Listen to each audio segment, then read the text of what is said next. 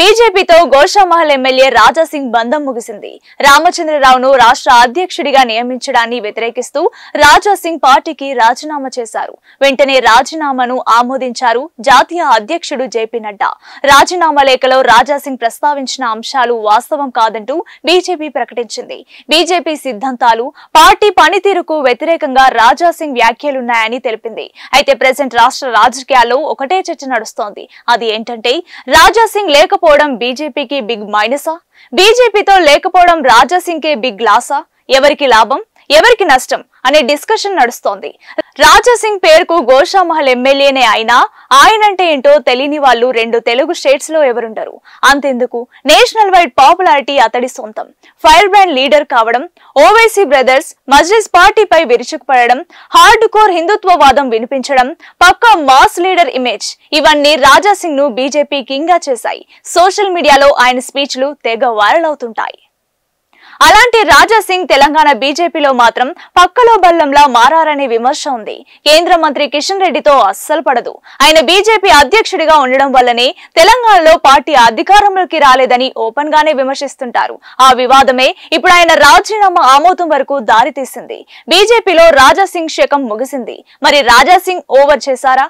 తప్పంతా బీజేపీదేనా? ఎవరు కరెక్ట్ అంటే డివైడ్ టాక్ వినిపిస్తోంది. రాజాసింగ్ కు సొంతంగా ఎంత బలం ఉన్నా అది ఆయన నియోజకవర్గానికి మాత్రమే పరిమితం. బీజేపీ జెండా కింద రాజకీయం చేయడమే అతనికి దేశ్ కి నేతగా పాపులారిటీ తీసుకొచ్చింది. బీజేపీ నీడ లేకుంటే ఇంతలా ఎదిగేవారు కాకపోవచ్చు. గతంలోనూ ఇలానే కాషాయ దళంతో గొడవ పెట్టుకుని శివసేనలో చేరారు. ఆ పార్టీకి తెలంగాణలో బలం లేకపోవడంతో మళ్లీ బీజేపీలోకి వచ్చారు.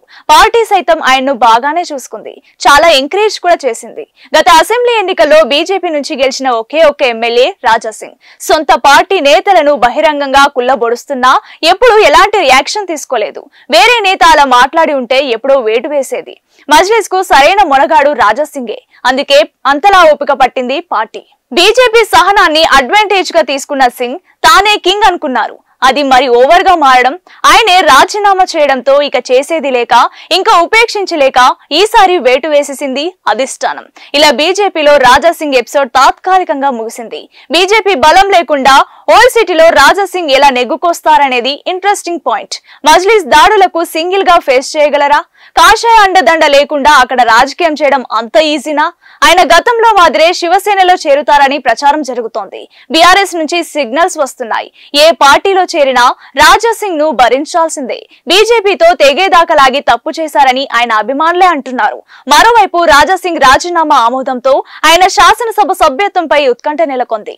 రాజాసింగ్ ఇండిపెండెంట్ ఎమ్మెల్యేగా కొనసాగుతారా, లేదంటే పదవికి రాజీనామా చేస్తారా?